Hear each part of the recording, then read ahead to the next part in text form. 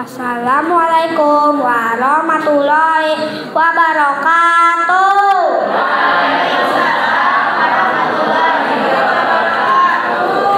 Perkenalkan, nama saya Nabhan Al-Azim Jibrili dari SDN Unggulan Kuningan.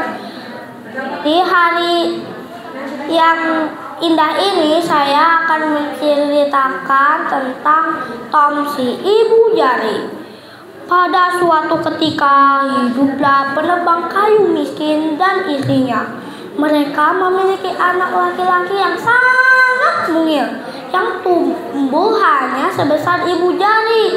Meskipun demikian, mereka sangat menyayanginya. Tom adalah anak yang baik hati, bijaksana, dan berusaha membantu orang tuanya. Pada suatu pagi, sang penebang kayu pergi ke hutan dan menebang pohon untuk dijadikan kayu bakar. Ibu Tom mengikat kuda ke gerobak dan meletakkan Tom mungil di telinga kuda. "Ayo jalan!" seru Tom, dan kuda itu berlari. Tom berseru sepanjang jalan dan menunjukkan petunjuk arah. Tiba-tiba, kebetulan ada orang asing di pinggir jalan. "Aneh sekali," kata orang asing itu. "Aku melihat ada gerobak berjalan dan ada suara yang mengarahkan kuda itu. Tapi aku tidak melihat siapapun." Sesampainya di tempat penebang kayu, kedua orang asing itu melihat penebang kayu menurunkan Tom dan mendudukkannya di jerami. "Lihat itu, sungguh luar biasa. Ya, andai saja kita punya bocah mungil itu, kita bisa mempertontonkannya. Orang-orang akan membayar kita dan kita akan kaya raya." Timpal temannya licik. Mereka pun segera menanyakan berapa harga bocah mungil itu. "Menjualnya?" Pekik penebang kayu. "Tentu saja tidak, dia putraku." Namun tiba-tiba Tom si ibu jari berbisik ke telinga ayahnya. "Aku punya ide, ayah. Jual aku semahal mungkin. Tenang saja, aku akan kembali kepadamu. Aku berjanji." Sang penebang kayu pun mempercayai putranya dan menjual putranya ke kedua orang asing itu. Di tengah perjalanan, Tom pun lari dan masuk ke lubang tikus. Kedua orang asing itu terpaksa untuk melanjutkan perjalanan tanpa Tom. Tom pun keluar dari lubang tikus dan masuk ke cangkang siput. Di sana, Tom tidur lelap. Keesokan harinya, Tom pun melanjutkan perjalanannya ke rumah. Tiba-tiba ada seekor serigala yang datang dan melahap Tom.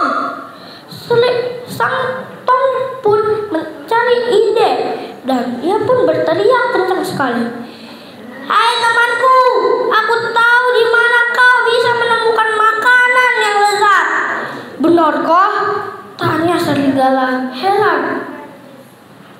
Tom pun menjelaskan tempat itu yang termasuk pondok orang tuanya dan menyuruh serigala untuk masuk saluran menuju dapur dan masuk ke ruang bahan pangan.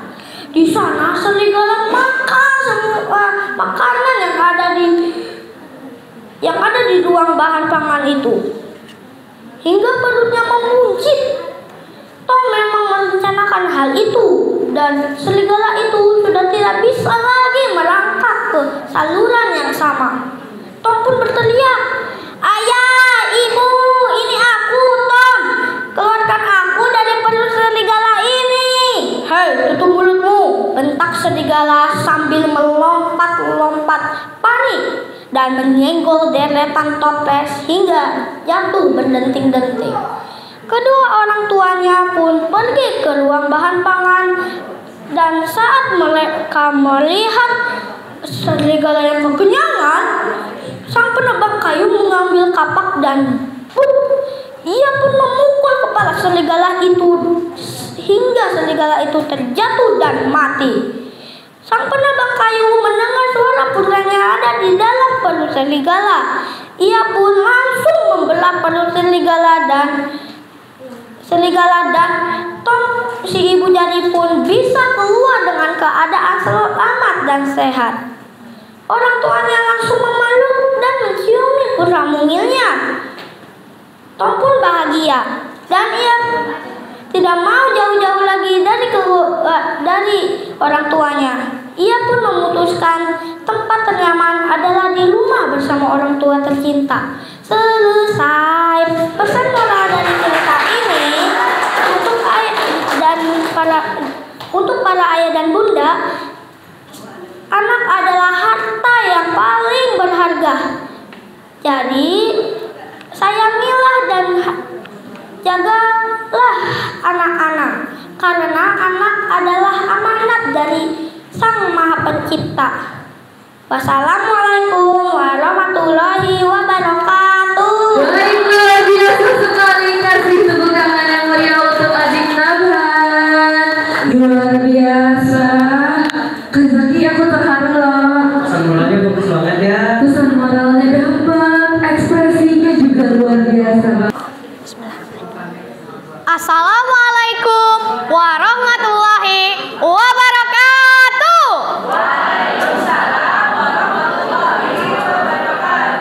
Hai teman-teman, bagaimana kabarnya? Alhamdulillah, luar biasa. Semoga sehat selalu ya. Dewan juri yang saya hormati, teman-teman yang saya sayangi. Pada kesempatan ini, izinkan saya memperkenalkan diri terlebih dahulu. Perkenalkan, nama saya Azam Zamzamal Aziz. Saya akan menceritakan sebuah dongeng yang berjudul Balas Budi Seorang Teman Sejati. Dongeng ini diambil dari kumpulan cerita rakyat. Nah, teman-teman pengen tahu ceritanya? Penasaran kan?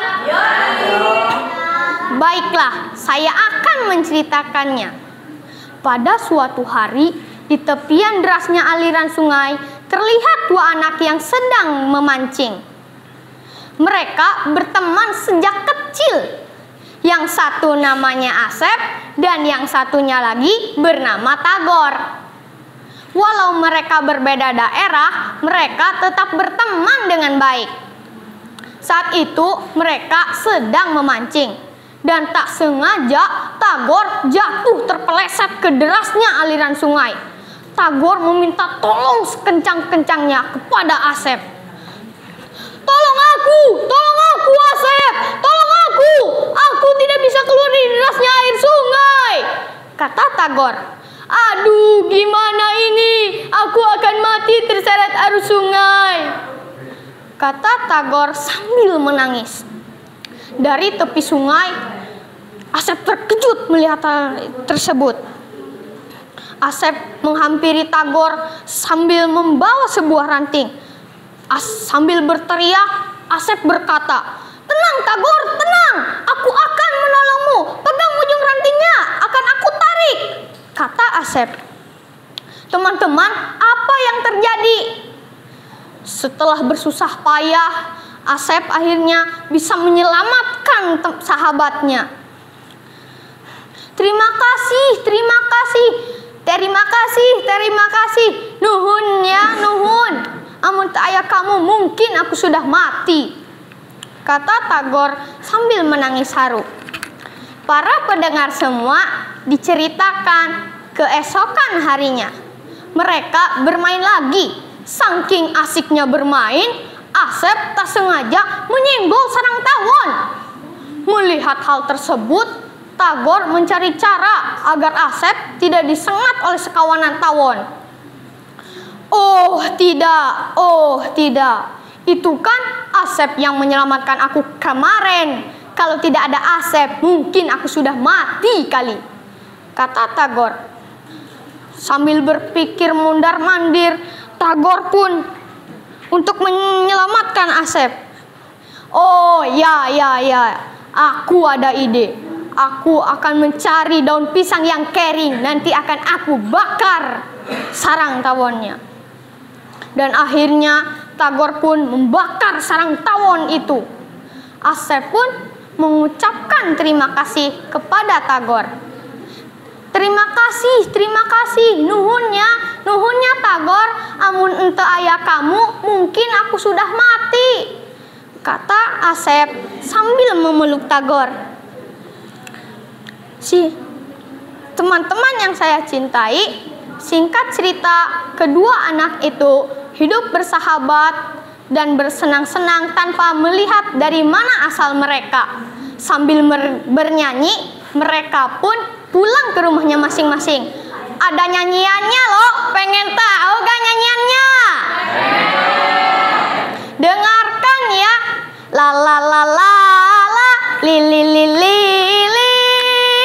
Aku senang sekali punya sahabat baik sekali. Aku senang sekali. Sekian dan terima kasih. Wassalamualaikum warahmatullahi wabarakatuh. Waalaikumsalam warahmatullahi wabarakatuh. Terima kasih Ananda Azani. Keren banget ya. Ada nyanyiannya juga. Assalamualaikum warahmatullahi wabarakatuh.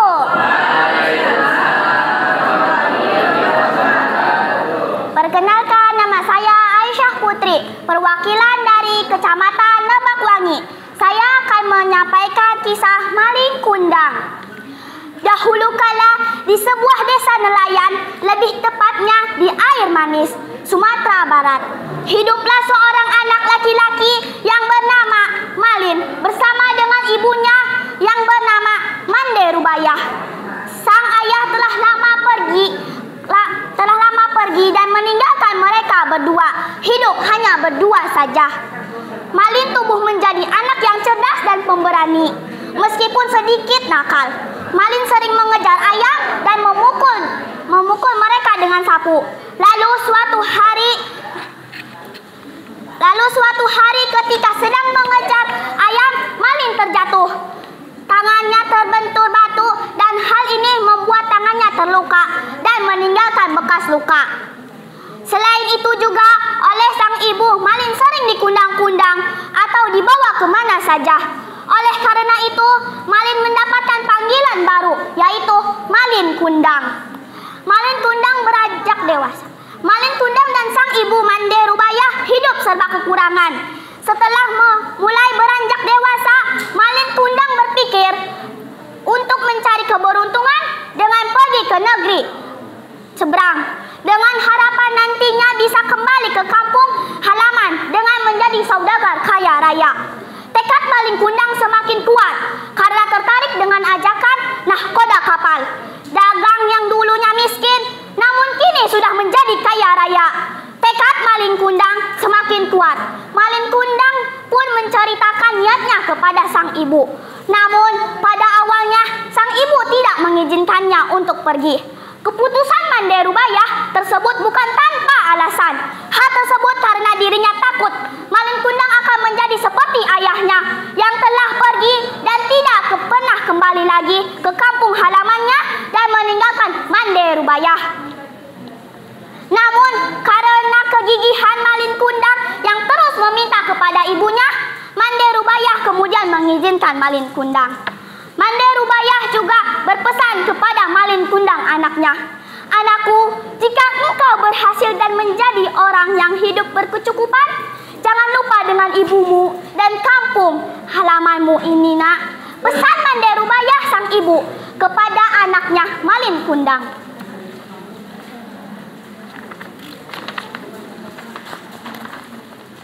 Meski dengan berat hati, Mande Rubayah akhirnya mengizinkan anaknya Malin Kundang untuk pergi berlayar dan meninggalkan ibunya Mande Rubayah sendiri di desa tersebut. Setelah mendapatkan izin dari ibunya, Malin Kundang pun berangkat berlayar. Keberadaan Malin Kundang yang sangat disukai di kapal tersebut lantaran dirinya sangat rajin dan selalu siap menolong serta seorang pekerja keras. Ketika sedang berlayar, ternyata terjadi sebuah kejadian buruk menimpa kapal yang ditumpangi Malin Kundang, sehingga ia terdampar di sebuah pantai. Warga desa di pantai tersebut menyambut dan membantu Malin Kundang untuk tinggal dan bekerja di sini. Malin Kundang adalah pribadi yang sangat rajin. Dia mengolah tanah desa dengan subur dan membuatnya dirinya menjadi pria yang sukses. Kesuksesan Malin Kundang juga bisa dilihat ketika dirinya memiliki 100 orang pekerja dan sejumlah kapal dagangan miliknya sendiri.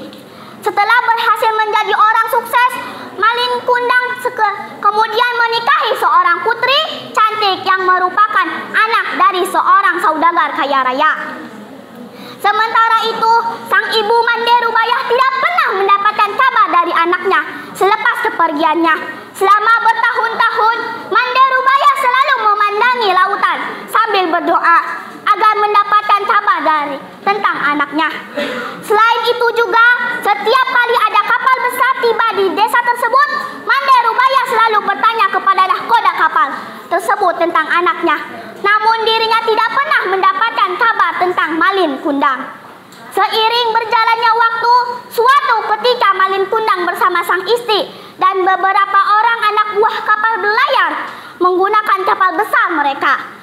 Setelah berlayar, tanpa disadari, kapal mereka berlabuh di pulau yang merupakan kampung halaman Malin Kundang. Melihat ada kapal besar yang berlabuh, banyak warga desa yang menghampiri dan berkumpul di tepi pantai karena ingin menyambut kapal yang dikira dimiliki seorang sultan dan pangeran itu. Dari kejauhan, terlihat sepasang pemuda-pemudi yang berada di ujung kapal tersebut.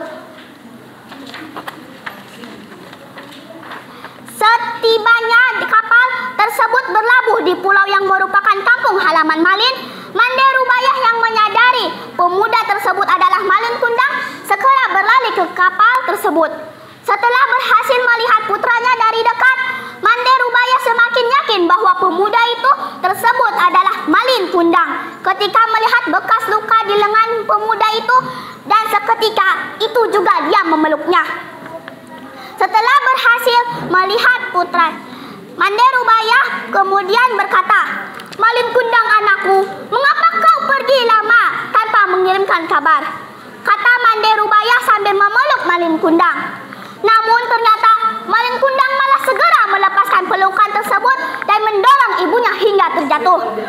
Sambil berkata, "Wanita tidak tahu diri, sembarangan saja mengaku sebagai ibuku." Malin Kundang berpura-pura tidak mengenal ibunya karena malu melihat ibunya yang sudah tua dan hanya memakai baju yang compang-camping. Istri Malin Kundang juga terkejut melihat wanita tua berpakaian compang-camping, memeluk suaminya sambil mengatakan dirinya adalah ibu Malin Kundang. Hal tersebut karena selama ini Malin Kundang mengatakan bahwa kedua orang tuanya adalah bangsawan dan sudah lama meninggal. "Wanita itu ibumu?" tanya istri Malin Kundang kepada Malin Kundang. "Tidak, dia hanya seorang pengemis yang berpura-pura mengaku sebagai ibuku agar mendapatkan hartaku," sahut Malin Kundang. Malin Kundang tidak mengaku Mande Rubayah sebagai ibunya dan mengatakan bahwa ibunya tidak seperti Mande Rubayah yang kotor dan miskin.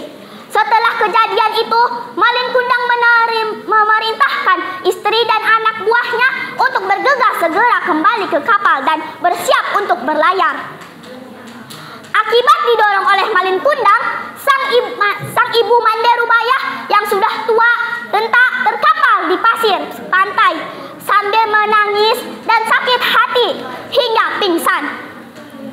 Setelah dirinya sadar, dia hanya tertinggal seorang diri di pantai dan para warga desa yang tadinya berkumpul sudah meninggalkannya.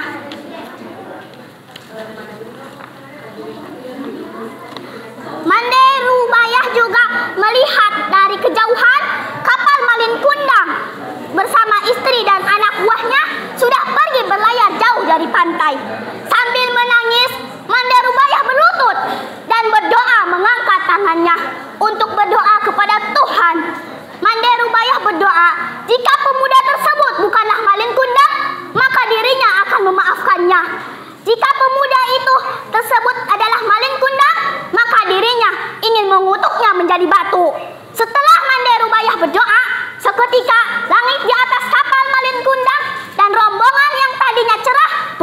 menjadi gelap. Hujan juga turun dengan deras, disertai dengan badai. Kapal Malin Kundang dan rombongannya pun hancur berkeping-keping karena tersambar petir. Setelah kapal tersebut hancur, keesokan harinya puing-puing kapal tersapu ombak. Dan di antara puing-puing tersebut terdapat sebuah batu yang berbentuk seperti seorang manusia yang menunduk bersimpuh. Masyarakat sekitar mempercayai bahwa batu tersebut adalah tubuh Malin Kundang. Selesai. Wassalamualaikum warahmatullahi wabarakatuh. Waalaikumsalam warahmatullahi wabarakatuh. Luar biasa sekali. Kisah Malin Kundang, kisah masa kecil itu yang selalu diceritakan oleh ibu-ibu ya. Masya Allah. Keren banget deh pokoknya. Ada Ananda, Fania, Salsabila, kami. Assalamualaikum warahmatullahi wabarakatuh. Teman-teman hebat. Perkenalkan, nama saya Fania Salsabila dari Kecamatan Sindang Agung. Saya di sini membawa sebuah kisah dari kaki Gunung Haruman, tempat angin bertiup lembut dan suara ayam menyapa pagi. Kukuruyuk, kukuruyuk, tempat di mana seni lais bukan sekadar pertunjukan, tapi juga harapan dan impian. Teman-teman, tahu nggak? Ada seorang anak bernama Bumi yang punya cita-cita tinggi langit. Bukan jadi astronot, bukan jadi penyanyi, tapi ingin menari di atas tali seperti burung yang terbang. Wah, kira-kira bisa nggak ya? Apalagi dia suka bangun kesiangan. Yuk kita dengarkan kisah seru Langkah di Atas Tali, Harapan di Langit Negeri, karya Elin Siti Nurjana. Duduk manis, pasang telinga, dan mari kita mulai petualangannya. Di sebuah desa kecil nan sejuk di lereng Gunung Haruman, ada seorang anak bernama Bumi. Setiap pagi, sinar mentari menyentuh wajahnya yang polos, membangunkannya dari tidur yang lelap. Bismillah, bisiknya sambil mengusap wajah. Ia bangkit, mengambil air wudhu, dan menunaikan sholat subuh. Ia memang bukan anak yang paling menonjol di sekolah, tapi ia punya semangat yang besar. Di lapangan desa sedang dipasang sebuah tali panjang yang diikat di antara dua bambu tinggi. Itu pertunjukan lais, kata Ibu Rina di sekolah. Tradisi ini sudah turun-temurun di Garut. Siapa yang berani menari di atas tali? Seluruh kelas bersorak. Tapi Bumi hanya diam. Ia takut ketinggian. Namun malam itu mimpinya lain. Hari Senin, Ibu Rina membawa kabar, kita butuh perwakilan untuk menampilkan seni lais. Kelas langsung gaduh. Tony saja Bu, dia kan jago panjat, teriak Ujang, namun Tony menolak. Ah, aku sibuk main game. Ibu Rina menatap ke arah Bumi. Bagaimana kalau Bumi? Bumi terkejut. Saya Bu, kamu disiplin, rajin belajar, dan bisa dipercaya. Kamu bisa jika mau belajar. Bumi bimbang, tapi ada api kecil dalam dadanya yang mulai menyala. Setiap hari ia berlatih di atas tali yang digantung di antara dua pohon besar di dekat rumahnya. Tali itu memang tidak setinggi yang akan ia hadapi nanti, tetapi cukup untuk membuatnya merasa lebih percaya diri.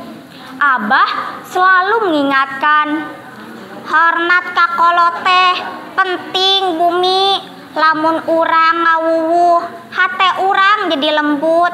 Yang artinya, hormatilah orang tua Bumi, jika kita sopan, hati kita akan lembut. Menjelang hari tampil, Bumi terjatuh dari tali latihan.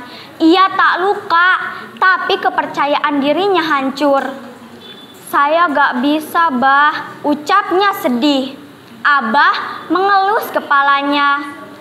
Tiap seniman pernah terjatuh, tapi yang hebat itu yang bangkit lagi. Bumi pulang dengan kepala tertunduk.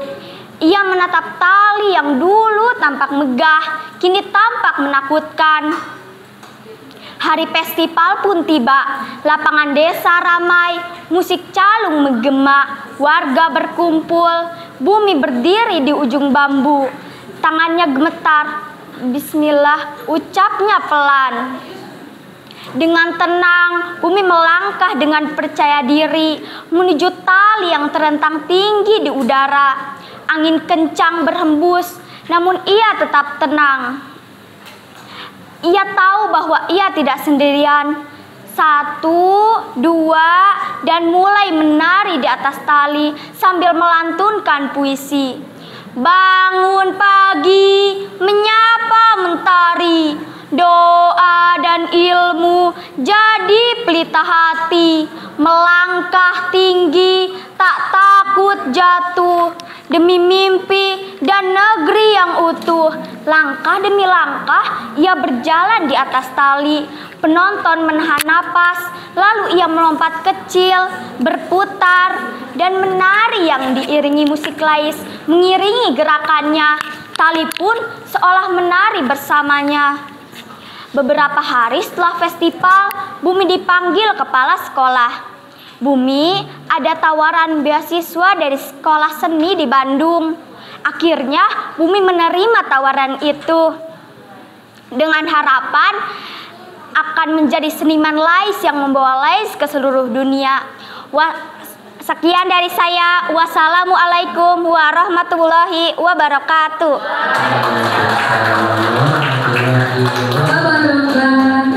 Luar biasa. Oke, selanjutnya mungkin ya ada nomor urut 5 dari SDN Dharma. Wah, mana ya? Jauh banget dari Dharma tuh. Udah siap, Adik? Oke, langsung saja kami panggilkan Ananda Afifah Vidya Nur Fajwa. Kepadanya kami persilakan. Hai teman-teman dan dewan juri yang saya hormati. Perkenalkan, nama saya Afifah Vidya Nur Fajwa. Saya dari SD Negeri 1 Dharma.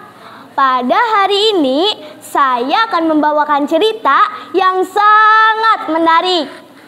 Cerita ini diambil dari salah satu tema yang berjudul kebudayaan. Nah, teman-teman, sebelum saya bercerita, saya akan bernyanyi terlebih dahulu. Begini lagunya. Ada 7 kebiasaan anak-anak Indonesia hebat. Bangun tidur pagi dan beribadah, berolahraga, makan bergizi, gemar belajar, bermasyarakat, tidur cepat, beristirahat. Teman-teman dan dewan juri yang saya banggakan, pada kesempatan kali ini saya akan bercerita dengan judul Rara dan Mata Air Ciremai. Selamat menyaksikan. Di lereng Gunung Ciremai yang sejuk, di sebuah desa kecil bernama Cigugur, hiduplah seekor rusa kecil bernama Rara. Rara terkenal lincah dan suka berlari ke ladang. Tapi ia juga dikenal pemalas bangun pagi. Rara, mataharinya sudah tinggi, teriak ibunya tiap pagi. Sebentar lagi, Abu, jawab Rara sambil menggulung daun pisang sebagai selimut. Hari itu suasana desa berbeda. Warga berkumpul di balai adat. Pak Elang, seekor elang tua yang dihormati, berdiri di tengah kerumunan.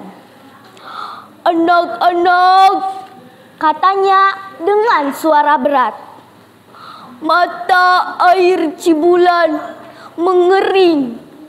Suara hewan-hewan langsung riuh. Mata air Cibulan adalah sumber air suci yang digunakan setiap tahun dalam upacara Serentahun. Tradisi turun-temurun masyarakat Kuningan untuk bersyukur kepada Tuhan dan alam atas hasil panen. Tanpa air itu, pusaka tidak bisa dibersihkan. Upacara tak bisa dilakukan. Lanjut Pak Elang. Warga murung. Serentahun bukan hanya adat, tapi jiwa di desa ini. Di sudut halaman, Rara yang baru datang terlambat seperti biasa. Mendengar semuanya, hatinya terasa hangat dan aneh. Malamnya, Rara termenung di bawah pohon nangka. "Apa aku bisa bantu?" Suara lembut tiba-tiba datang dari atas pohon. "Tentu bisa," ujar Pak Elang yang muncul dari ranting pohon. "Tapi kau harus berubah, Rara." "Berubah?" tanya Rara. "Mulai besok bangunlah pagi, bergeraklah, dan jangan lupa bantu sesamamu. Mata air itu berada jauh di atas bukit. Hanya rusa berhati kuat dan ringan langkah yang bisa sampai ke sana." Keesokan pagi, untuk pertama kalinya, Rara bangun sebelum ayam jago berkokok. Ia menghirup udara dingin. Kabut menari di antara pepohonan. Jantungnya berdebar. Ia berlari ke sawah dan memanjat bukit, melewati rumpun bambu dan akar-akaran. Di tengah jalan, ia melihat seekor kancil kecil tersangkut di semak duri. "Aduh, tolong!" teriak kancil. Ia menghentikan langkah. Ia ragu kalau ia menolong, waktunya akan habis. Tapi ia teringat nasihat Pak Elang. Ia kembali lagi dan membantu kancil melepaskan diri. "Terima kasih, Rara," seru kancil. "Aku doakan semoga semangatmu tak padam." Rara tersenyum dan berlari lagi. Kali ini lebih ringan. Setelah mendaki selama 2 jam, Rara tiba di sebuah celah batu. Di balik celah batu itu, ia melihat genangan air bersinar keemasan. Itulah mata air Cibulan Hulu. Tapi alirannya tersumbat oleh bambu besar yang roboh. Ia menggigit, menarik, dan mendorong berkali-kali. Nafasnya tersengal. Tapi ia tidak menyerah. Dengan satu dorongan terakhir, bambu itu terguling. Air pun mengalir deras, melewati bebatuan, mengaliri sungai, kembali menuju desa. Hari itu, warga Cigugur berkumpul di alun-alun. Mereka menabuh angklung, menari ronggeng, dan menyajikan tumpeng. Serentahun bisa dilakukan. "Terima kasih, Rara," kata Pak Elang di depan semua warga. "Bukan aku yang hebat, tapi pagi yang menyejukkan, gerakan kecil yang membuatku kuat, dan teman-teman yang memberiku semangat." Warga bersorak. Rara tak hanya menyelamatkan upacara, tapi ia telah mewarisi semangat leluhur, semangat kebaikan dan gotong royong. Demikian cerita dari saya. Terima kasih. Wassalamualaikum warahmatullahi wabarakatuh. Waalaikumsalam warahmatullahi wabarakatuh. Keren banget. Masya Allah. Sampai bikin aksesoris gitu ya. Lanjut nih. Pak Zaki nomor urut 6 dari SDN Cikaro. Udah siap? Udah siap. Oke, kita sambut dengan tepuk tangan yang meriah Ananda Rendra Aulia Ramhani. Assalamualaikum teman-teman. Dan selamat pagi Dewan Juri. Perkenalkan, nama saya Deandra Aulia Ramadhani. Saya murid kelas 6 dari SDN Cikaso. Kali ini saya akan menceritakan tentang dongeng awal mula persahabatan. Karya saya sendiri, Deandra Aulia Ramadhani.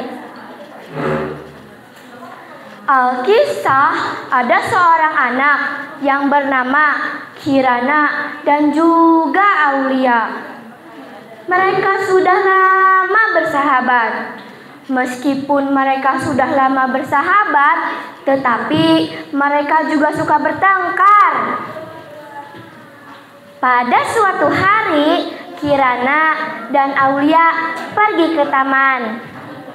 Sesampainya di taman, Aulia pun melihat ada seorang anak yang sedang merenung. Aulia pun berkata kepada Kirana, "Kirana, tunggu di sini ya. Aku akan menghampiri anak yang sedang merenung." "Oh, kalau begitu jangan lama-lama ya." Aulia pun bergegas untuk menghampiri anak yang sedang merenung. Tek, tek, tek, tek. "Halo, nama kamu siapa? Mengapa kamu merenung?" "Halo, nama aku Zahira. Aku kehilangan boneka kesayanganku." "Memangnya kamu sudah mencarinya atau belum?" "Aku sudah mencarinya, tetapi tidak ketemu." Tiba-tiba Kirana pun datang dan berkata, "Hei Aulia, ini ada apa ya?" "Oh, ini boneka kesayangan Zahira menghilang." "Kalau begitu kita cari bersama-sama aja." Ketika mereka mencari bersama-sama, datanglah Zahra, adiknya Zahira. Zahira pun kaget mengapa boneka kesayangannya bisa bersama adiknya. Zahira pun berkata, "Ih, kok boneka aku ada di adik aku sih? Mengapa ya?" "Maaf ya kak, pas tadi kakak ke kamar mandi, aku diam-diam mengambil boneka kakak karena aku ingin bermain bersama teman-temanku." "Oh, kalau begitu jangan diulangi lagi ya." Mereka pun menjadi sahabat. Hingga tiba-tiba Aulia pun mempunyai ide. "Bagaimana kalau besok kita lari pagi saja? Kan besok hari Minggu." Minggu pun tiba. Kirana, Aulia, dan juga Zahira melaksanakan lari pagi. Saat asik lari pagi, Zahira pun terjatuh. "Aduh, sakit!" Aulia dan Kirana pun menolongnya. Dari cerita itu, mereka menjadi sahabat. Sekian dari saya. Itu adalah dongeng yang dinamakan awal mula persahabatan. Wassalamualaikum warahmatullahi wabarakatuh. Waalaikumsalam warahmatullahi wabarakatuh. Aduh, lucu banget. Keren ya. Oh, boleh kakak lagi. Oke, selanjutnya kita panggil aja nih peserta dengan nomor urut 6 dari SDN 1 Alirarangan. Adik sudah siap? Oke, langsung kita panggil saja bersama-sama Ananda, Firly, Humaira, Rifa. Kepadanya kami persilakan. Assalamualaikum warahmatullahi wabarakatuh.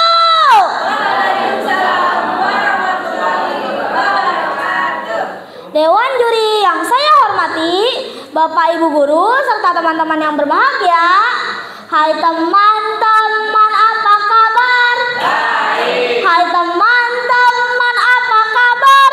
Baik. Hai teman-teman, hai teman-teman, hai teman semua, apa kabar? Baik. Nah, pada kesempatan kali ini saya akan menceritakan sebuah cerita yang berasal dari Kuningan, Jawa Barat dan berjudul Asal Usul Desa Awirarangan. Selamat menyimak. Di sebuah wilayah Kabupaten Kuningan, Jawa Barat, terdapat sebuah desa yang dikenal dengan nama Desa Awirarangan. Nama desa tersebut memiliki makna yang dalam dan sejarah yang menarik. Pada zaman dahulu, di sebuah wilayah Kabupaten Kuningan, Jawa Barat, terdapat sebuah hutan lebat yang belum terjamah oleh manusia. Hutan tersebut dikenal angker dan dihuni oleh makhluk halus. Namun, di tengah hutan tersebut terdapat sumber mata air yang sangat jernih dan dipercaya memiliki kekuatan magis. Mata air itu disebut Tirta Awirarangan, yang berarti air yang memberikan kehidupan. Suatu hari, datanglah seorang pemuda bernama Ki Arya yang sedang mengembara mencari tempat tinggal baru. Ia adalah seorang pemuda yang bijaksana dan terkenal memiliki kemampuan spiritual yang tinggi. Ketika ia sampai di hutan tersebut, ia merasa ada energi positif yang memancar dari dalam hutan. Alangkah indahnya tempat ini. Meskipun terlihat angker, aku merasa ada sesuatu yang istimewa di sini. Mungkin ini adalah tempat yang tepat untukku membangun kehidupan baru. Ki Arya pun memutuskan untuk bermeditasi di dekat mata air tersebut. Saat ia sedang bermeditasi, angin menerjang pohon yang berada di dekat Ki Arya. Seketika dahan pohon itu pun jatuh. Ki Arya terperanjat dan lompat menghindar. Di saat Ki Arya terkejut, tiba-tiba ia didatangi oleh penunggu hutan, seorang eyang putri yang merupakan penjaga mata air tersebut. Wahai pemuda, siapa engkau dan apa yang kau cari di tempat ini? Aku adalah Ki Arya, Eyang. Aku sedang mencari tempat untuk membangun kehidupan baru. Aku merasa ada energi positif di tempat ini dan aku ingin tinggal di sini. Tempat ini memang istimewa, Ki Arya. Mata air ini memiliki kekuatan magis yang dapat memberikan kehidupan dan kesuburan. Namun, untuk tinggal di tempat ini, kau harus berjanji untuk menjaga kelestarian alam dan menghormati roh-roh yang tinggal di tempat ini. Aku bersumpah, Eyang, aku akan menjaga tempat ini dengan sepenuh hati dan menjadikannya sebagai tempat yang damai bagi semua makhluk. Mendengar janji Ki Arya, Eyang Putri pun memberikan restunya. Semenjak saat itu, Ki Arya mulai membuka lahan dan membangun pemukiman di sekitar mata air tersebut. Ia juga mengajak beberapa keluarga untuk tinggal bersamanya. Mereka bercocok tanam dan memanfaatkan mata air tersebut sebagai kehidupan sehari-hari. Lambat laun, pemukiman yang dibangun Ki Arya semakin ramai. Mata air Tirta Awirarangan menjadi sumber kehidupan bagi warga desa. Suatu hari, Ki Arya mengumpulkan warga desa untuk memberikan pesan penting. Wahai saudara-saudaraku, kita telah hidup dengan damai di tempat ini berkah dari mata air Tirta Awirarangan. Mari kita jaga kelestarian alam ini agar anak kita kelak dapat menikmatinya juga. Aku mengusulkan agar desa ini kita beri nama Awirarangan sebagai penghormatan kepada mata air yang telah memberikan kehidupan bagi kita semua. Setuju Ki Arya, kami akan menjaga desa ini dengan sepenuh hati. Anak-anakku, ingatlah selalu bahwa kita hidup berkah dari alam. Jaga dan lestarikanlah desa ini agar Awirarangan tetap menjadi desa yang damai dan subur. Kami akan selalu ingat pesanmu Ki Arya. Desa Awirarangan adalah warisan berharga yang akan kami jaga sepanjang masa. Sejak saat itu, desa tersebut resmi dinamakan Desa Awirarangan. Nama tersebut diambil dari kata awira yang berarti air dan rarangan yang berarti kehidupan atau kesuburan. Desa Awirarangan pun menjadi desa yang makmur dan terkenal di wilayah Kuningan. Cerita asal-usul Desa Awirarangan mengajarkan kita tentang pentingnya menjaga kelestarian alam dan menghormati keseimbangan antara manusia dan lingkungan. Ki Arya dan warga Desa Awirarangan telah membuktikan bahwa dengan menjaga alam kita dapat hidup dengan damai dan sejahtera. Izinkan saya menyampaikan pantun ya. Roda kereta berputar-putar, di bawah kuda lompat di pagar. Semangat menjaga alam sekitar, lingkungan nyaman, udara pun segar. Wassalamualaikum warahmatullahi wabarakatuh. Waalaikumsalam warahmatullahi wabarakatuh. Ini ternyata sebuah tempat itu punya asal-usulnya ya. Pacar, apakah sudah siap? Oke, langsung saja kami panggil nomor urut 8 Ananda Felina. Kami persilakan. Assalamualaikum warahmatullahi wabarakatuh. Halo semuanya, selamat siang. Perkenalkan, nama saya Felina Hasna Zulaika Saki, perwakilan dari Kecamatan Pancalang. Bapak Ibu juri yang terhormat, pada kesempatan yang berbahagia ini di Hari Anak Nasional, saya akan membawakan satu cerita yang berjudul Kisah Bawang Merah dan Bawang Putih. Dahulu kala di sebuah desa hidup seorang gadis dan ayahnya yang bernama Bawang Putih. Ibu Bawang Putih telah lama meninggal dunia. Tak jauh dari tempat tinggal mereka, tinggal seorang janda dan anaknya yang bernama Bawang Merah. Alkisah, menikahlah ayah Bawang Putih dengan ibu Bawang Merah. Malang, kebahagiaan tidak berlangsung lama. Ayah Bawang Putih meninggal dunia karena sakit. Setelah ayah Bawang Putih tiada, sikap ibu dan Bawang Merah berubah menjadi kejam, selalu menyuruh Bawang Putih melakukan pekerjaan rumah, dan sementara mereka bermalas-malasan. Saat Bawang Putih mencuci pakaian di sungai, tanpa ia sadari, pakaian ibunya hanyut terbawa arus sungai. Sampai di rumah, ia dimarahi oleh ibunya dan meminta Bawang Putih untuk mencari pakaiannya. "Kamu memang anak bodoh, Bawang Putih. Cari pakaianku sampai ketemu." Sang ibu memarahinya. "Maaf Bu, aku tidak tahu bila ada pakaian yang hanyut. Aku akan mencarinya segera," kata Bawang Putih. Bawang Putih pergi menyusuri sungai. Sampai petang, ia belum menemukannya sampai ia melihat seorang nenek di gubuk tua. "Maaf Nek, saya tersesat mencari pakaian yang hanyut. Pakaiannya tersangkut di depan rumah nenek. Mari masuk Nak. Ini pakaiannya, tapi nenek mau kamu tinggal menemani nenek." "Ya Nek, aku mau, tidak apa-apa," kata Bawang Putih. Setelah beberapa hari, Bawang Putih pamit pulang kepada nenek. Oleh si nenek diberi 2 buah labu, kecil dan besar. Bawang Putih disuruh memilih. Akhirnya, Bawang Putih memilih labu yang kecil agar mudah dibawa olehnya. Saat sampai di rumah, Bawang Putih menyerahkan labu dan pakaiannya ke sang ibu.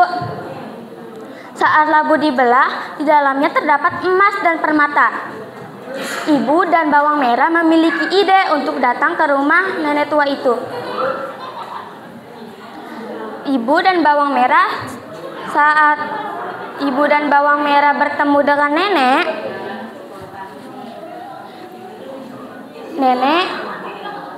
mengizinkannya, dan akhirnya Bawang Merah dan ibu tinggal di sana. Saat pulang, ibu dan Bawang Merah memilih labu yang besar, tapi saat dibelah muncul seekor ular yang berbisa lalu menggigitnya sampai tewas. Nah, begitulah teman-teman ceritanya. Begitulah nasib orang yang memiliki sifat culas dan serakah. Maka jadilah anak yang baik dan tidak mempunyai sifat jahat kepada sesama. Terima kasih. Wassalamualaikum warahmatullahi wabarakatuh. Waalaikumsalam warahmatullahi wabarakatuh. Langsung aja kasih Kazaki ke nomor urut 9 dari Ananda Nuriyati. Kami persilakan. Assalamualaikum warahmatullahi wabarakatuh. Perkenalkan, nama saya Nuri dari SDN 2 Windu Herang, akan membawakan dongeng yang berjudul Badugang Jaya.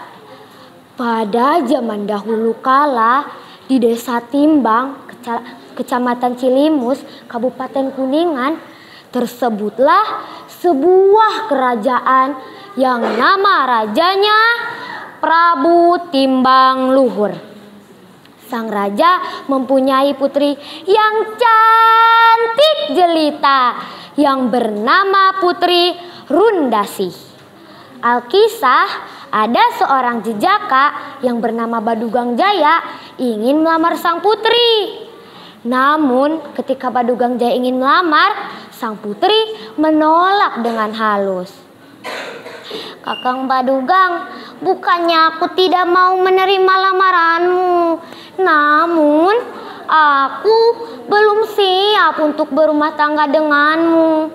Silahkan Kakanda mencari wanita yang lebih segala-galanya dariku, kata Putri Rundasih ketika dilamar Badugang Jaya.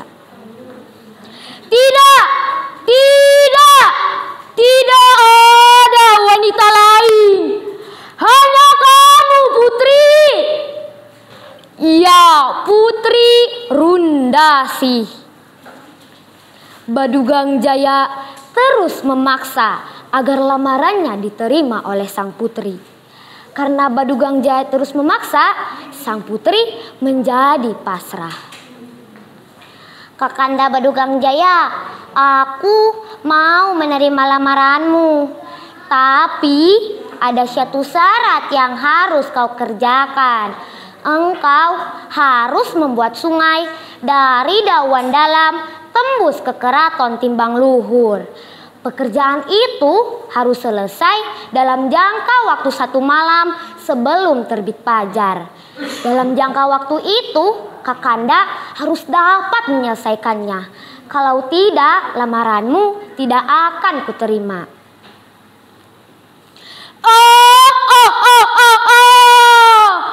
Baik, aku akan menyanggupi permintaanmu, Putri. Itu sangat kecil. Badugang Jaya menyanggupi permintaan sang putri. Di malam harinya, Badugang Jaya mulai membuat sungai dari Dawan Dalam tembus ke Keraton Timbang Luhur. Dia membuat sungai tidak mempergunakan alat seperti cangkul, linggis, dan lain sebagainya, tapi dengan kepunyaannya, yaitu memanfaatkan air kencing. Sang putri terkejut melihat pekerjaan Badugang Jaya hampir selesai. Padahal waktu masih malam. Untuk menggagalkannya, sang putri lari ke arah timur membawa kain putih dan dibentangkan di sana. Lalu di belakangnya dipasang obor. Jadi dari jauh terlihat matahari mulai terbit. Sang putri menghampiri Badugang Jaya. Kakanda Badugang Jaya, coba lihat. Fajar telah menyingsing di ufuk timur. Dan kau dengar, kokok ayam pun telah terdengar. Kau tak mampu mengerjakan permintaanku. Jadi lamaranmu tidak akan kuterima.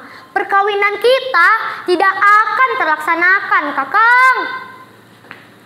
Badugang Jaya pun marah. Sang putri Rundasih lari sampai ke wilayah Cirebon. Badugang Jaya terus mengejar kemanapun dia pergi. Putri, jangan lari! Hei putri, kemanapun kau pergi, aku akan terus mengejarmu. Di suatu tempat, sang putri kepepet dan terpeleset masuk ke sungai Menungtung. Badugang Jaya pun ikut menceburkan dirinya ke sungai Menungtung.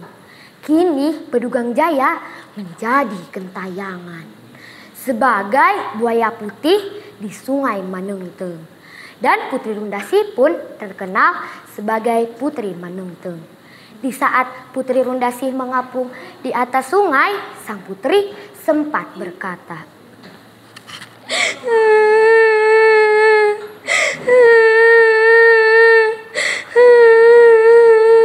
mudah-mudahan tidak ada keturunanku yang cantik sepertiku, karena kecantikan tidak selamanya membawa kebahagiaan, tapi membawa kesengsaraan seperti yang dialami oleh aku. Demikian cerita singkat Badugang Jaya Kabupaten Kuningan. Wassalamualaikum warahmatullahi wabarakatuh.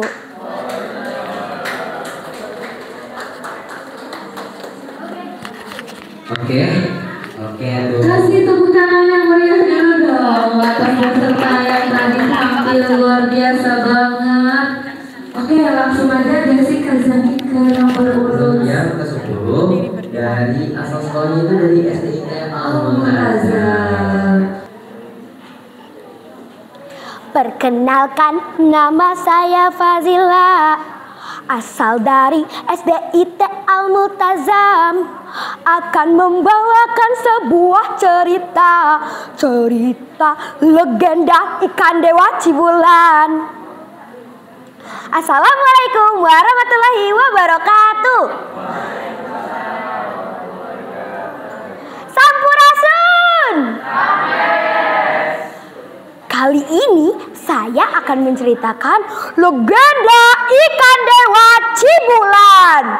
Kisah ini diambil dari Dispusibda Perpustakaan Daerah Kuningan. Tumpak ting ting tulipak dem dem. Tersebut kerajaan di tanah Sunda yang dipimpin oleh seorang raja bijaksana dan sakti mandraguna. Prabu Siliwangi itulah namanya.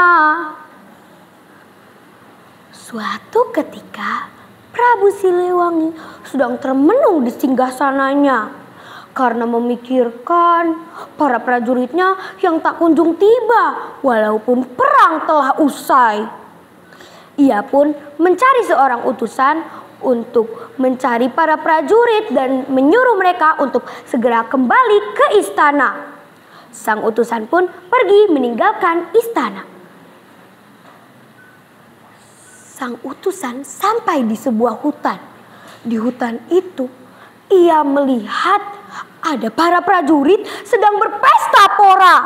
Ia pun geram. Sang utusan segera menghentikan pesta tersebut dan menyuruh para prajurit untuk segera kembali ke istana. Para prajurit marah karena pestanya telah dihentikan.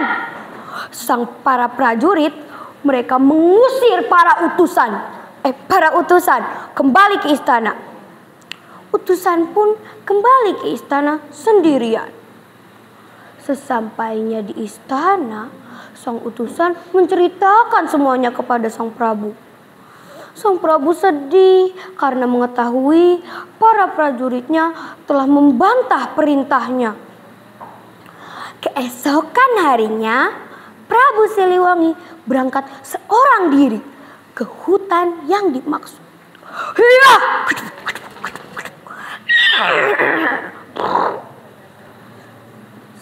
Sesampainya di hutan itu, Prabu Siliwangi terkejut. Ia melihat banyak kendi-kendi minuman keras yang berserakan di mana-mana, serta para prajurit yang tidur bergeletakan di mana-mana. Tiba-tiba ada satu prajurit yang menyadari kedatangan sang Prabu. Wah, itu kan Prabu Siliwangi. Hei, sang Prabu datang. Ayo bangun. Hei, sang Prabu datang. Hei, ayo bangun, sang Prabu datang.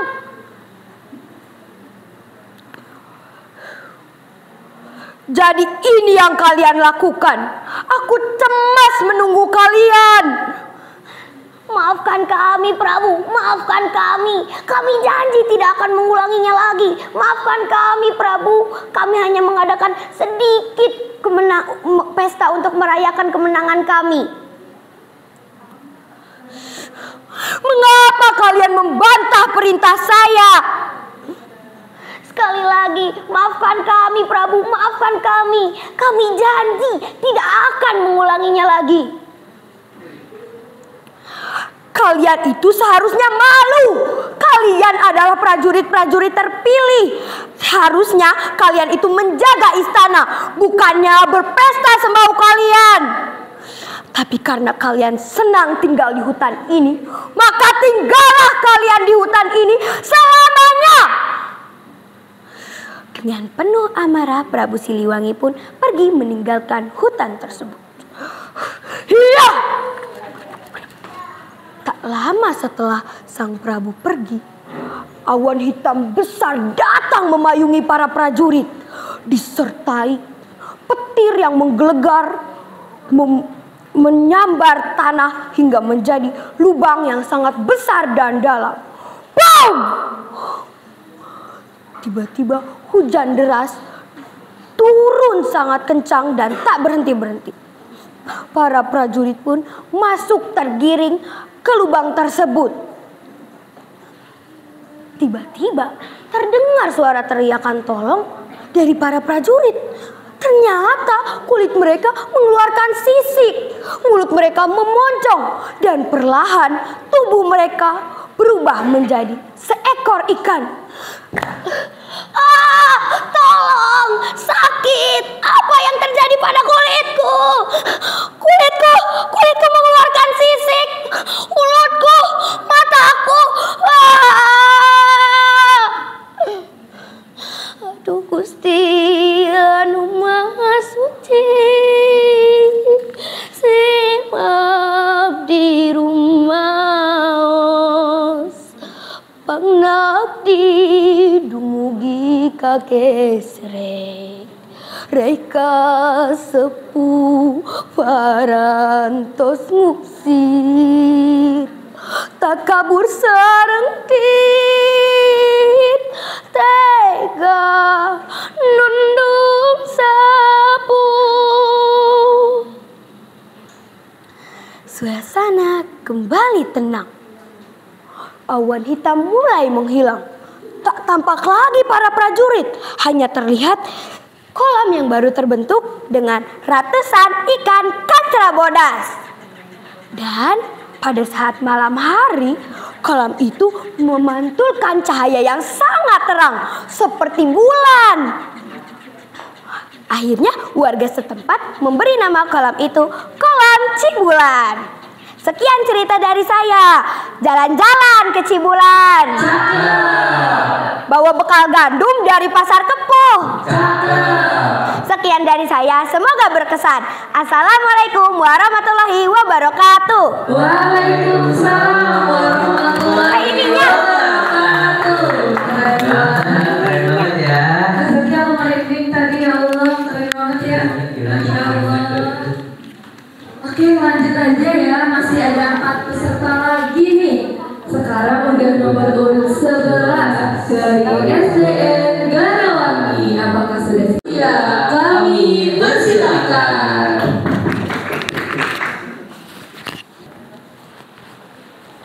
Assalamualaikum warahmatullahi wabarakatuh.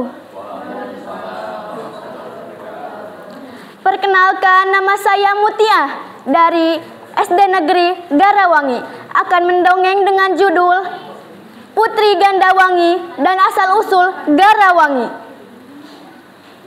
Para hadirin, pernahkah kalian mendengar nama desa Garawangi? Sebuah desa di Kuningan yang hijau, sejuk, dan penuh cerita. Tapi, tahukah kalian, nama Garawangi ternyata berasal dari seorang putri yang cantik, kuat, dan suci. Namanya Putri Gandawangi. Pada zaman dahulu kala, hiduplah seorang raja yang bijaksana yang memerintah sebuah kerajaan kecil di kaki gunung Ciremai.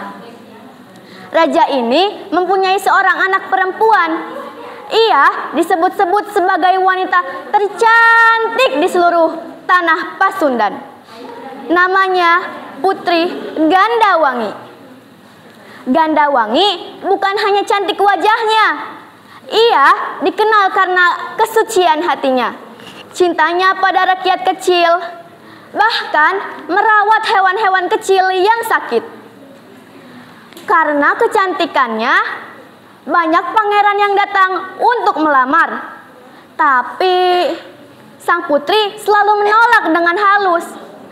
Ia berkata, "Aku tidak butuh mahkota. Aku hanya ingin hati yang tulus, yang mencintai rakyat, bukan kekuasaan." Namun, ternyata pangeran tetangga merasa dipermalukan. Ia marah besar. Lalu, brak! Ia menyerbu kerajaan kecil Gandawangi. Pasukan kerajaan tidak bisa menahan serangan. Istana pun berantakan. Rakyat-rakyat ketakutan. Sang putri melarikan diri ke hutan bersama Dayang dan pengawalnya. Ia menyusuri sungai dan lembah. Di tengah-tengah ketakutan, sang putri sampai di tempat yang sunyi. Airnya jernih, anginnya lembut, dan tanahnya subur. Disitulah tempat putri bersemedi. Ia memohon semoga rakyat-rakyatnya terselamatkan. Ia mengucap doa, "Jika aku harus menghilang, biarlah namaku harum, dan tempat ini menjadi pelindung bagi keturunanku kelak." Tiba-tiba kabut turun, petir menyambar, dan sang putri menghilang. Rakyat yang mencarinya tidak pernah menemukannya lagi. Tapi rakyat merasa tempat itu damai, seperti dijaga oleh makhluk goib. Akhirnya tempat itu dinamakan Garawangi. Gara yang berarti kekacauan dari perang yang terjadi, wangi yang berarti harum atau suci, mewarisi nama sang putri Gandawangi. Garawangi menjadi desa yang subur dan dihormati. Para rakyat hidup dengan nilai jujur, menghormati perempuan. Itulah kisah Putri Gandawangi yang memilih menyatu dengan alam daripada tunduk pada kekuasaan. Dari pengorbanannya, terbitlah Desa Garawangi. Kita harus menjaga warisan ini, menjaga tanah kita, dan menghormati perempuan. Sekian dari saya. Wassalamualaikum warahmatullahi wabarakatuh. Waalaikumsalam warahmatullahi wabarakatuh. Kasih tepuk tangan yang meriah untuk Ananda Mutiara Najwa Fauzia. Assalamualaikum warahmatullahi wabarakatuh. Hai teman-teman semuanya, perkenalkan namaku Khaira Zakia dari SDN 2 Widun Janten, Kecamatan Kadugede, Kabupaten Kuningan, Jawa Barat. Kali ini saya akan menceritakan cerita tentang Kiko dan 7 kebiasaan ajaib. Di sebuah hutan yang sangat indah dan sangat terindah, hiduplah seekor kura-kura mungil bernama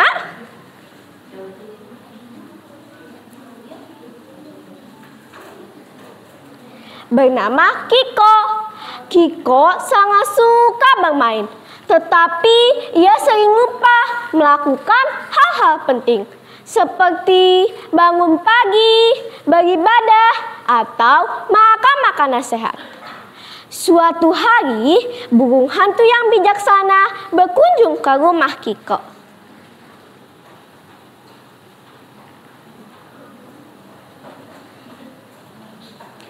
Kiko, aku mempunyai rahasia tentang 7 kebiasaan ajaib yang bisa membuatmu menjadi kura-kura yang hebat.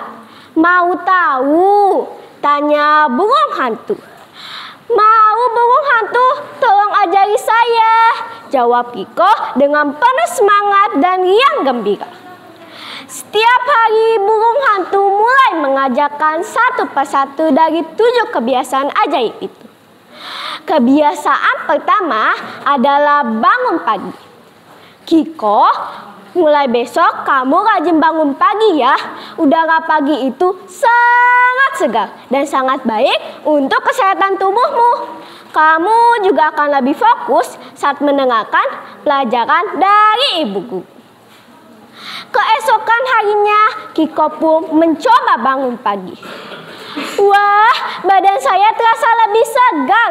Saya jadi semakin semangat bermain dan belajar bersama teman-teman di sekolah satwa, kata Kiko dengan riang gembira. Kebiasaan kedua adalah beribadah.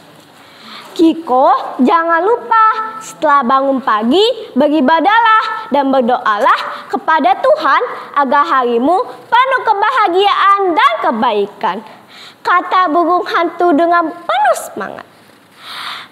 Keesokan harinya, Kiko pun mencoba beribadah dan rajin berdoa setiap pagi. Wah, hati saya terasa lebih tenang dan gembira. Semua yang saya lakukan jadi terasa lebih lancar. Hore! Seru Kiko dengan penuh semangat dan riang gembira. Kebiasaan ketiga adalah berolahraga. Burung hantu mengajak Kiko berjalan-jalan di sekitar tempat tinggalnya dan melompat-lompat di padang rumput dengan ceria. Semangat berolahraga Kiko, tubuhmu pasti akan menjadi kuat dan sehat kalau kamu rajin bergerak, kata burung hantu. Kiko senang sekali. Ia melompat-lompat bersama teman-temannya setiap pagi. Dan dengan berolahraga, ia jadi semakin semangat menjalani aktivitas sepanjang hari. Kebiasaan keempat adalah makan sehat dan bergizi. Saat Kiko sedang makan wortel, burung hantu pun berkata, Kiko, wortel itu sehat, tapi jangan lupa makan sayur dan buah-buahan lainnya. Tubuhmu butuh makanan yang bergizi. Kiko pun lalu mencoba memakan apel,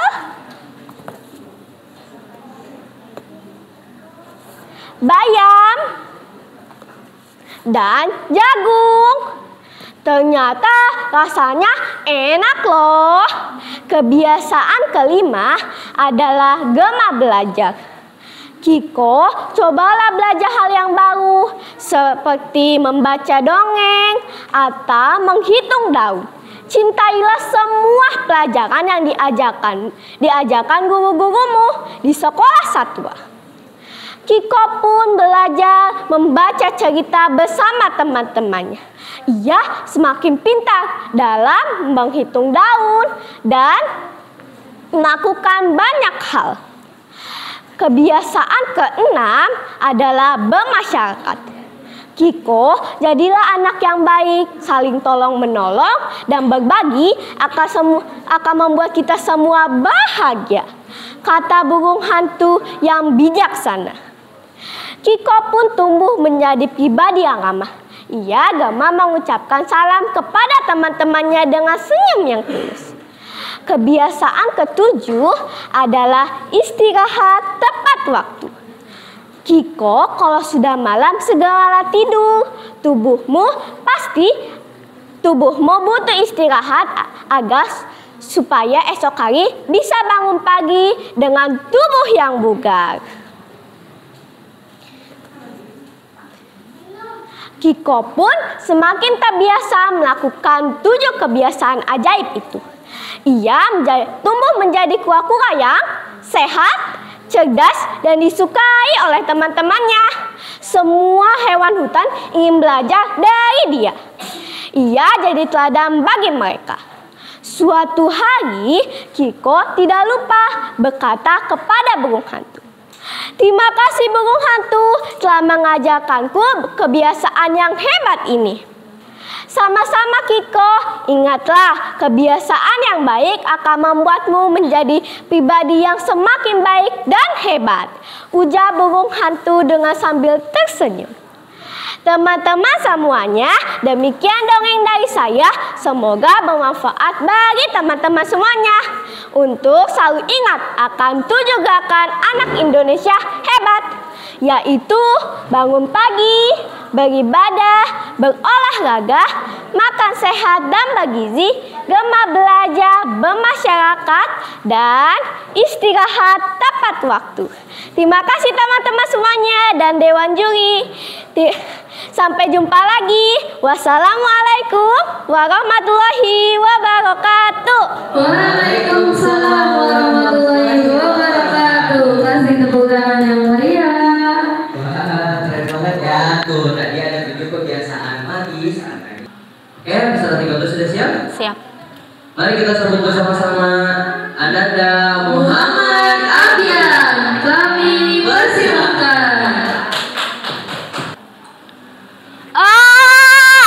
Apa ini?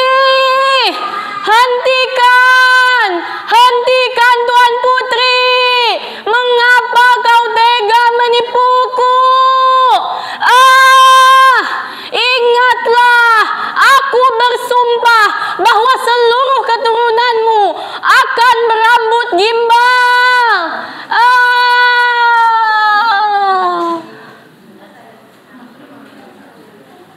Nah teman-teman, penasaran kan cerita selengkapnya? Tetapi sebelumnya izinkan aku untuk menyapa dulu. Assalamualaikum warahmatullahi wabarakatuh. Selamat pagi teman-teman. Selamat pagi juga saya ucapkan kepada seluruh Dewan Juri yang baik budi dan baik hati. Perkenalkan, nama saya Muhammad Abian Al-Ghifari. Pada kesempatan ini, saya akan membawakan sebuah cerita yang berasal dari daerah Banjarnegara, tepatnya di dataran tinggi Dieng, yang berjudul Legenda Kawah Sikidang. Cerita rakyat ini diambil dari buku Babat Banjarnegara yang kemudian dikemas kembali oleh Deden Setiawan. Berikut kisahnya. Ratusan tahun yang silam, di dataran tinggi Dieng ada seorang putri cantik jelita nan rupawan yang bernama Sinta Dewi. Ia tinggal di sebuah istana megah yang dikelilingi dengan taman bunga yang sangat indah. Kecantikan Putri Sinta Dewi mengundang decak kagum setiap pangeran yang melihatnya. Banyak pangeran yang sudah melamarnya, namun tidak ada satu orang pun yang sanggup mendapatkannya. Karena Putri Sinta Dewi meminta mas kawin yang jumlahnya sangat banyak. Nah, suatu ketika seorang pangeran yang kaya raya bernama Kidang Garungan bermaksud untuk melamar Putri Sinta Dewi. Sang pangeran merasa bahwa dengan harta kekayaannya, ia dapat memenuhi mas kawin yang diminta sang putri. Maka ia pun mengutus beberapa orang pengawalnya untuk menyampaikan lamarannya kepada Putri Sinta Dewi. Wiguna, Wiratna, sampaikan lamaranku kepada Putri Sinta Dewi. Katakan padanya bahwa aku Kidang Garungan sanggup memenuhi berapapun mas kawin yang dia minta. Baik pangeran, perintah kami laksanakan. Setiba di kediaman Putri Sinta Dewi, para utusan pangeran Kidang Garungan segera menyampaikan lamaran tuan mereka kepada Tuan Putri. Ampun Tuan Putri, kami adalah utusan Pangeran Kidang Garungan. Kedatangan kami kemari adalah untuk menyampaikan lamaran beliau kepada Tuan Putri. Hai utusan Pangeran Kidang Garungan, berapa banyak mas kawin yang disanggupi tuan kalian untuk melamarku? Ampun Tuan Putri, pangeran kami memiliki harta kekayaan yang melimpah. Berapapun mas kawin yang Tuan Putri minta, pasti pangeran kami memenuhinya. Mendengar keterangan itu, Putri Sinta Dewi terdiam sejenak sambil membayangkan wajah Pangeran Kidang Garungan. Dia seorang pangeran yang kaya raya. Aku yakin pastilah ia tampan dan gagah perkasa. Oh, jadi begitu. Kalau begitu, sebaiknya aku terima saja lamarannya. Gumam sang putri. Baiklah pengawal, sampaikan kepada Pangeran Kidang Garungan bahwa aku menerima lamarannya. Tetapi janganlah lupa bawakan aku emas, intan, dan juga berlian yang sangat banyak. Baik Tuan Putri, kami mohon pamit. Lalu Wiratna berbicara dengan penuh kegembiraan kepada Wiguna. Wiguna, ternyata lamarannya diterima. Weleh, kita bakalan dapat hadiah besar dari pangeran.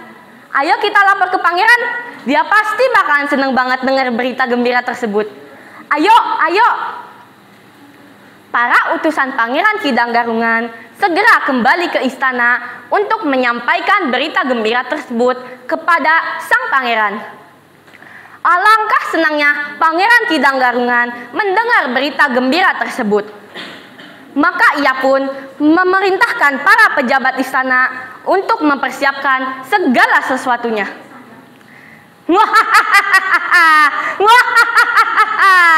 Benarkah Wiguna, Wiratna, lamaranku diterima? Benar pangeran, bahkan sang putri menerimanya dengan senang hati. Baiklah kalau begitu, wahai para pejabat istana, segera siapkan segala sesuatunya, termasuk mas kawin yang diminta sang putri. Besok pagi sekali kita berangkat bersama-sama menuju istana sang putri. Keesokan harinya, Pangeran Kidang Garungan beserta rombongannya pun berangkat menuju istana Putri Sintadewi. Setiba di sana, mereka disambut meriah oleh sang putri dengan berbagai macam hiburan. Namun, ketika bertemu dengan sang pangeran, sang putri tersentak kaget. Karena sang pangeran bukanlah pria tampan seperti yang ada dalam bayangannya. Apa? Ternyata Pangeran Kidang Garungan bertubuh manusia tetapi berkepala kijang. Ah, tidak! Bagaimana ini? Putri Sintadewi merasa amat kecewa. Namun, nasi telah menjadi bubur. Putri Sintadewi sudah terlanjur menerima lamaran Pangeran Kidang Garungan. Dia sudah berusaha ingin menerimanya, tetapi hatinya tetap menolak. Maka ia pun berpikir keras untuk mencari jalan keluar agar pernikahannya dengan pangeran berkepala kijang itu batal. Sebelum pernikahannya dilaksanakan, Putri Sintadewi memberikan syarat yang amat berat kepada Pangeran Kidang Garungan. Ketahuilah pangeran, kami yang tinggal di daerah ini amat kesulitan mendapatkan air untuk keperluan sehari-hari. Maka dari itu pangeran, Dinda ingin dibuatkan sebuah sumur yang besar dan dalam. Tetapi ingatlah pangeran, pembuatan sumur itu harus dikerjakan sendiri oleh pangeran dalam waktu sehari. Apa? Hanya itu, Dinda? Hanya itu? Bukan Kidang Garungan jika tidak bisa memenuhi syaratmu itu, Dinda. Pada hari itu juga, Pangeran Kidang Garungan membuat sumur di tempat sepi yang telah ditunjuk oleh sang putri. Dengan kesaktiannya, ia mulai menggali tanah dengan tangannya sedikit demi sedikit.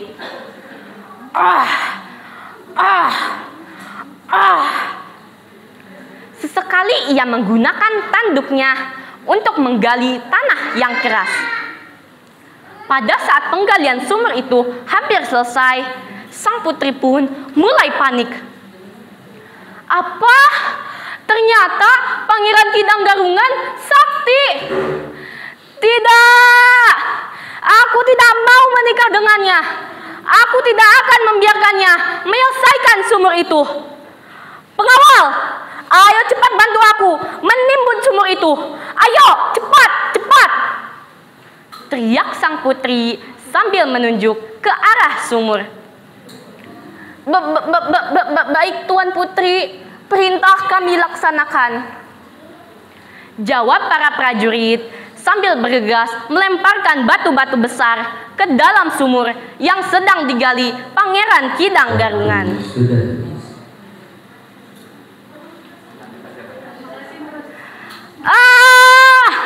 Apa ini Putri?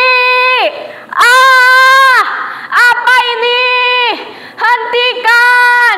Hentikan Putri! Mengapa kau tega menimbunku? Hentikan! Awas kau Tuan Putri, kau telah menipuku.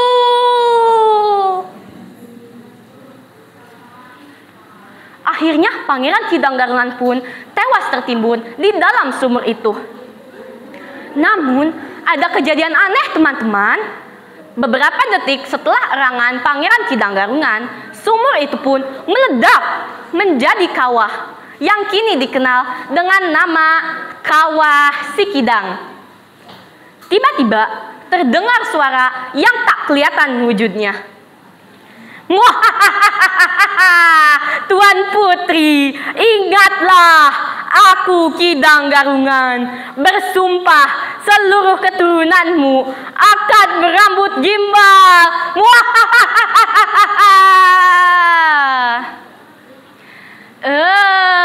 Selesai deh ceritanya. Asik kan ceritanya? Asik. Demikian cerita legenda Kawah Sikidang dari Dataran Tinggi Dieng, Kabupaten Banjarnegara, Jawa Tengah. hingga kini kawah Sikidang masih aktif mengeluarkan uap panas yang mengandung belerang. Dan beberapa penduduknya berambut gimbal yang dipercaya sebagai keturunan Putri Sintadewi yang mendapat kutukan dari Pangeran Kidang Garungan. Adapun pesan moral yang dapat dipetik dari cerita tadi adalah jika kita sudah berjanji, maka kita harus menepatinya. Dan juga kita tidak boleh berlaku curang dan jahat, karena setiap perbuatan akan setimpal dengan balasannya. Sekian cerita dari saya. Wassalamualaikum warahmatullahi wabarakatuh. Waalaikumsalam warahmatullahi wabarakatuh. Sungguh ekspresif yang luar biasa. Oke, beranjak ke peserta terakhir perlombaan dongeng dalam rangka Hari Anak Nasional tahun 2025 dari SDN 2 Panggamulia. Apakah sudah siap? Kepada Ananda Aulia Nur Aziza kami persilakan. Assalamualaikum warahmatullahi wabarakatuh. Selamat pagi. Apa kabar?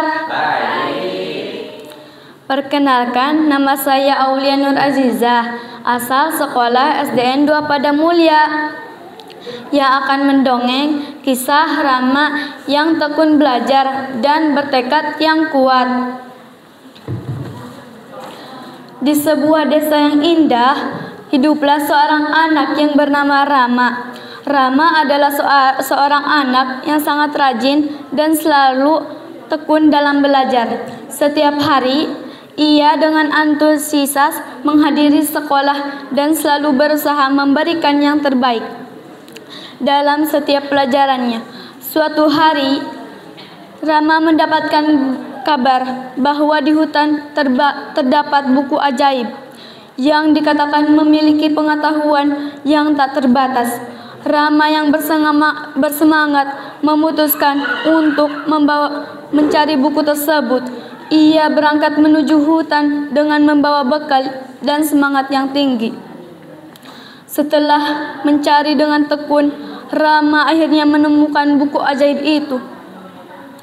Di tengah pepohonan yang rimbun, dengan hati yang bergetar, ia membuka buku tersebut dan menemukan halaman-halaman yang penuh dengan ilmu pengetahuan yang menakjubkan. Dengan semangat belajar yang tidak pernah pudar, Rama membaca buku itu setiap hari. Ia mempelajari berbagai macam topik, mulai dari matematika dan sains hingga sejarah dan sastra. Rama menjadi semakin cerdas dan pengetahuannya terus berkembang.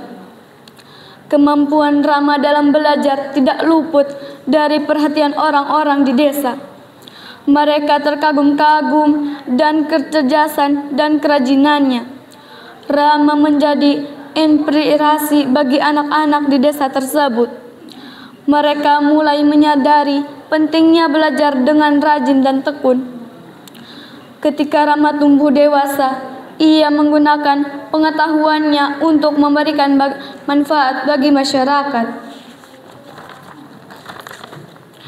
Ia menjadi seorang guru yang bijaksana dan penuh dedikasi. Rama membantu anak-anak di desa itu untuk mencapai potensi terbaik mereka dengan memberikan pendidikan yang berkualitas. Rama menjadi orang yang dihormati dan dijadikan panutan karena dedikasinya terhadap belajar dan pengetahuan. Ia mengajarkan kepada semua orang bahwa rajin dan kehausan akan ilmu pengetahuan adalah kunci untuk mencapai impian dan mengubah dunia menjadi tempat yang lebih baik. Dengan rajin belajar, kita bisa mendapatkan pengetahuan yang tak terbatas. Kemauan dan semangat untuk terus belajar akan membawa kita ke arah kesuksesan dan memberikan manfaat bagi orang lain. Akhirnya Rama hidup dengan berbagi ilmu bersama orang banyak dan bangga atas perjalanan belajarnya yang tak pernah berhenti.